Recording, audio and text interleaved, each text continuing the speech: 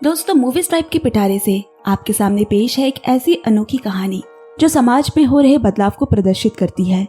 ऐसी कहानी जहां एक महिला अपने पारिवारिक मतभेद और बाहरी संघर्षों के कश्मकश के बीच इतना ही फंस जाती है कि उसका अकेलापन उसे एक नई मोड़ पर लाकर खड़ा कर देता है, और इस रास्ते में वो अपने ही एक स्टूडेंट के हवस का शिकार होकर कैसे खुद को इन सभी मुसीबतों से बाहर निकालती है।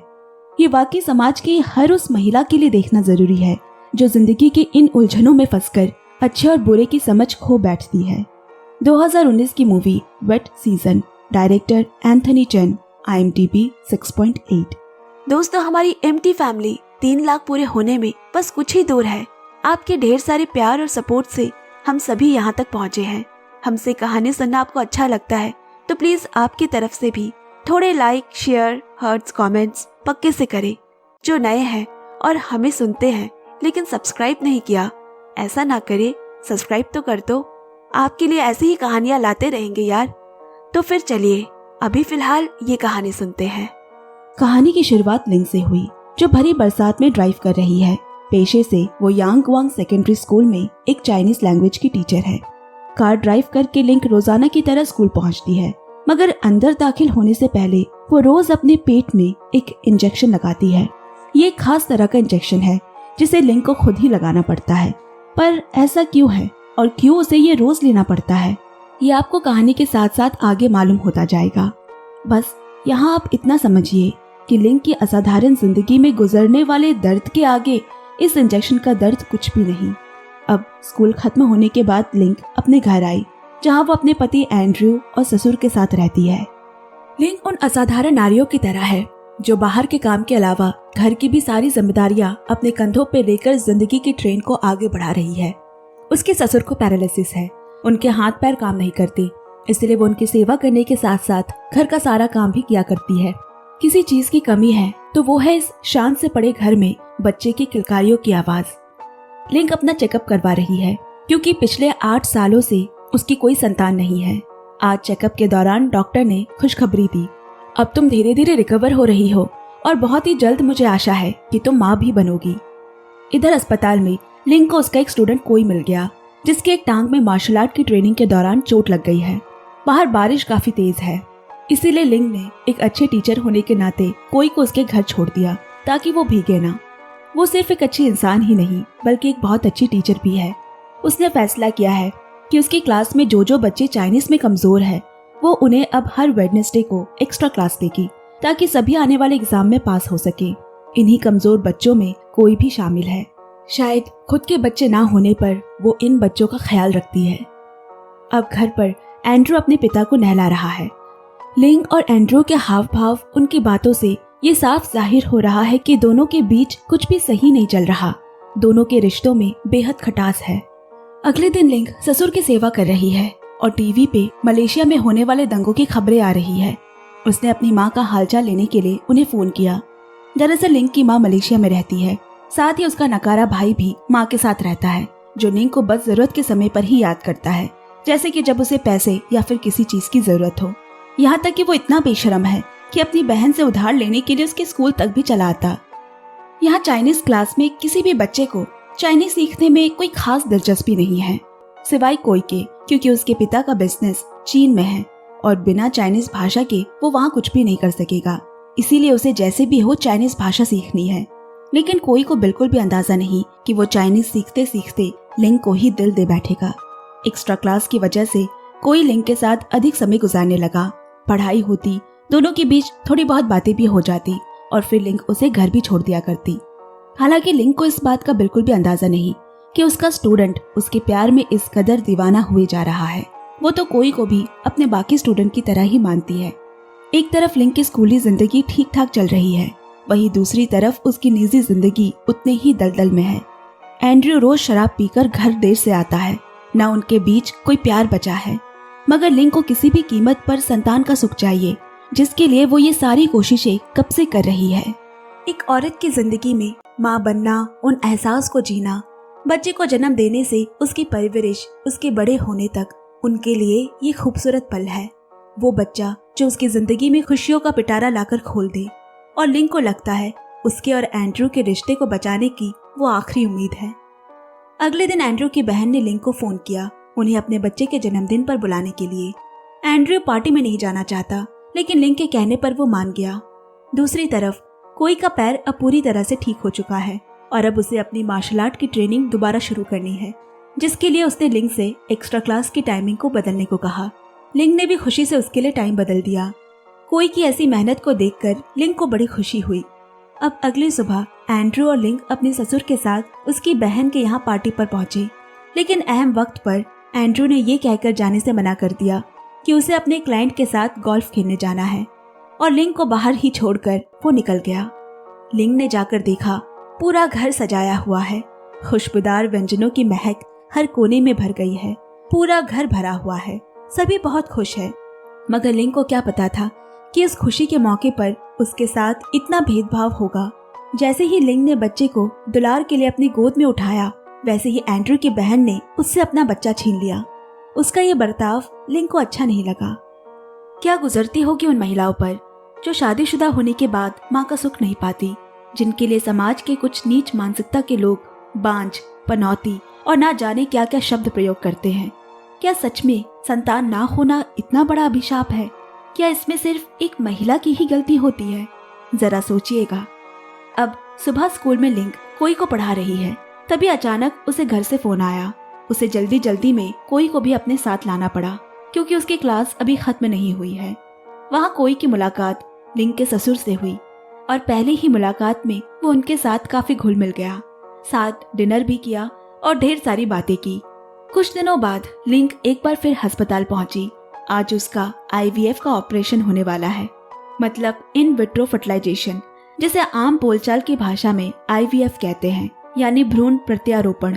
IVF एक प्रजनन उपचार यानी फर्टिलिटी ट्रीटमेंट है, जिसमें बांझपन से पीड़ित व्यक्ति या जोड़े को संतान का सुख देती है। मगर अफसोस की बात तो ये है कि इस मुश्किल घड़ी में एंड्रू हमेशा की तरह आज भी उसके साथ नहीं है, जब उसे अपने जीवन साथी की सबसे ज्यादा जरूरत है। आखिर उसे ऐसा भी क्या काम है कि वो लिंक का साथ देने अस्पताल नहीं आया? लिंक भी नहीं समझ पा रही कि एंड्रू उसके साथ ऐसा क्यों कर रहा है। क्या संतानहीन होना ही इसका असल कारण था या फिर इसके पीछे कोई और बात है? एंड्रू के इस तरह के बर्ताव से लिंक काफी अकेले अकेले रहने लगी और उस पर दुखों का पहाड़ तो तब टूटा जब उसे मालूम पड़ा कि उसका IVF ऑपरेशन बदकिस्मती से कामयाब नहीं रहा। बेचारी लिंक, पहले पति का किसी अनजान शख्स की तरह बर्ताव करना और फिर इतनी कोशिशों के बाद ऑपरेशन का असफल होना, वाकई वो इस कदर बुरे दौर से गुजर रही है कि जहां बरसात ही उसकी आंसुओं का अकेला सहारा है, जिसकी आड़ में वो दिल खोल कर रो सकती है। लेकिन इस बरसात के पानी के अलावा भी एक और शख्स है जो उसका ये दर्द महसूस कर सकता है, उसका स्टूडेंट कोई। इस हादसे के बाद से लिंक गुमसुम सी रहने लगी। स्कूल जाना भी उसने बंद कर दिया। एक दिन उसे अपने डेस्क पर कोई का एक संदेश मिला कि थर्सडे को उसकी मार्शल आर्ट की प्रतियोगिता है, जिसमें उसने उसे बुलाया है। लिंक अपने ससुर के साथ उसकी प्रतियोगिता देखने पहुंची, उसका प्रोत्साहन बढ़ाया। कोई ने अपनी उम्दा परफॉर्मेंस से इस मैच में गोल्ड मेडल जीत लिया। सभी काफी खुश है। मैच तो खत्म हो गया और साथ ही हमने ये पाया कि कोई और लिंक की जिंदगी में कुछ ज्यादा अंतर नहीं है, क्योंकि जिस प्रकार लिंक का पति उसकी कदर नहीं करता, ठीक उसी तरह कोई के परिवार को भी उसका कोई ख्याल नहीं है। आज भी वो अपने बेटे का मैच देखने नहीं आए। उसे ये उदास देख लिंक इस मौके को सेलिब्रेट करने उसे एक रेस्टोरेंट ले गई। सबने मिलकर वहाँ साथ में लंच किया। यही वो पल था जब कोई लिंक को अपनी जिंदगी का एक अहम हिस्सा समझने लगा। अब अगली सुबह लिंक बाजार किसी काम से निकली, तभी उसने एंड्रू को एक अनजान औरत के साथ देखा और वो समझ गई कि उसका पति उसे धोखा दे रहा है। लिंक पे तो जैसे पहाड़ टूट गया। वो क्या करे, उसे कुछ समझ नहीं आ रहा। वो अंदर से पूरी टूट चुकी है, मगर फिर भी उसने एंड्रू के पिता को कुछ नहीं बताया। वो नहीं चाहती कि इस उम्र में उन्हें किसी तरह का अफसोस रहे। अब घर के काम करते करते लिंक इतना थक गई कि उसकी आंख लग गई। वो एक सपना देखने लगी कि वो माँ बन चुकी है और अपने बच्चे को गोद में लेकर जैसे ही खिलाने लगती है, बच्चा जोर जोर से रोने लगा। हड़बड़ाहट में उसकी आंखें खुल गई। इसके बाद वो एंड्रू के पिता को देखने उनके कमरे में गई। आज कमरे में काफी शांति है। तेज बारिश की आवाज भी एंड्रू के पिता की आंखें नहीं खोल पा रही। लिंक ने कई बार उन्हें आवाजें भी लगाई, मगर वो नहीं उठी। उन्होंने इस संसार से अलविदा ले लिया है।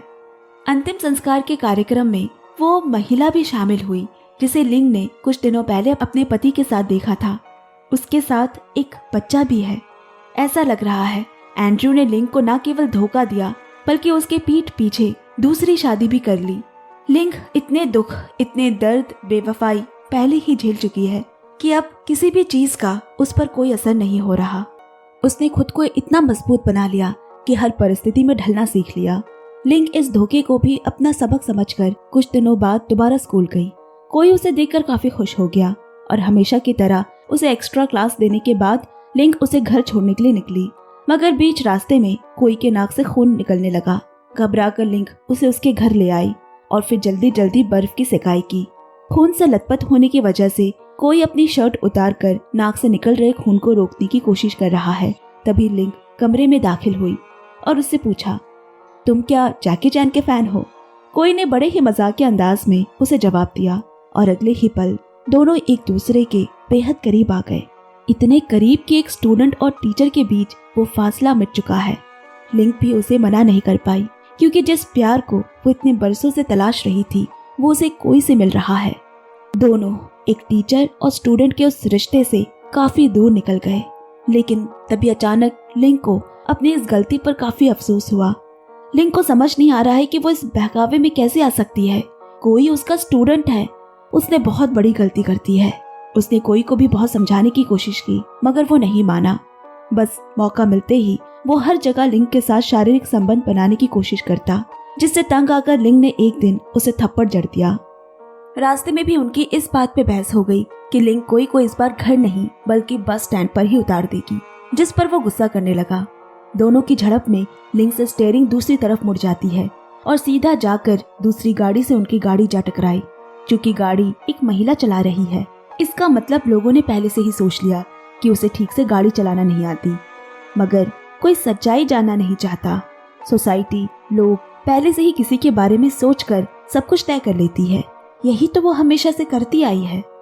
अब गाड़ी को गैराज में देकर एंड्रयू लिंग को घर छोड़ता है। एक दिन स्कूल में कोई ट्रेनिंग के दौरान अपने फोन में मिस लिंग की चुपके से खींची हुई तस्वीर को देख रहा है। तभी उसके दोस्त ने उससे फोन छीन लिया। इस पर उनके बीच लड़ाई इतनी बढ़ गई कि बात स्कूल के प्रिंसिपल तक चली गई और उन्हें भी मालूम पड़ गया कि मैडम लिंग और कोई के बीच चक्कर चल रहा है और प्रिंसिपल ने लिंग को कुछ दिनों की छुट्टी दे दी। दरअसल कुछ दिनों बाद प्रिंसिपल का प्रमोशन होने वाला है और वो नहीं चाहते कि उनके जाते जाते स्कूल में किसी भी तरीके की कोई भी वारदात हो जिसकी वजह से उनका नाम बदनाम हो। ऐसे में अपने और मिस लिंग की नौकरी बचाने के लिए उन्होंने उसे कुछ दिनों की छुट्टियों पर जाने की सलाह दी। स्कूल के बाद लिंग ने कोई को एक बार फिर समझाया, आखिर तुम क्या चाहते हो, क्यों ऐसा कर रहे हो? वो बोला, ये मेरा पहला ब्रेकअप है, मैं आपसे आखिरी बार गले लगना चाहता हूँ। इसी के साथ बरसात भी शुरू हो गई। एक यादगार लम्हे के तौर पर लिंग ने कोई को गले लगाया। अब कुछ समय बाद लिंग को मालूम पड़ा कि वो गर्भवती है। इसके बाद वो अपने धोखेबाज पति से तलाक लेकर हमेशा हमेशा के लिए अपनी माँ के पास गांव वापस चली गई।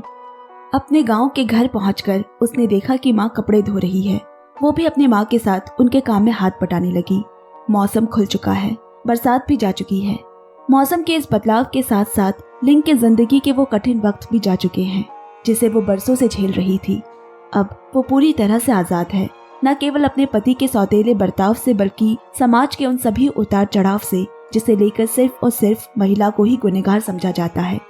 ये कहानी भी हमें दर्शाती है कि जरूरी नहीं कि जिंदगी के हर पहलू का एक ही हिस्सा हो। कभी कभी गलती दूसरे की तरफ से भी हो सकती है। जिन महिलाओं को आपने कमजोर समझा है उन्होंने अपनी हर मुसीबत को न केवल डटकर सामना किया बल्कि उन्हें मुंह तोड़ जवाब भी दिया है। तो इसी के साथ मैं ये कहानी यही खत्म करती हूँ। धन्यवाद। कहानी अगर आपको पसंद आए तो लाइक, शेयर, कमेंट पक्के से करें। सुनते रहिए, सुनाते रहिए। Movie strike. Love you, take care and bye bye.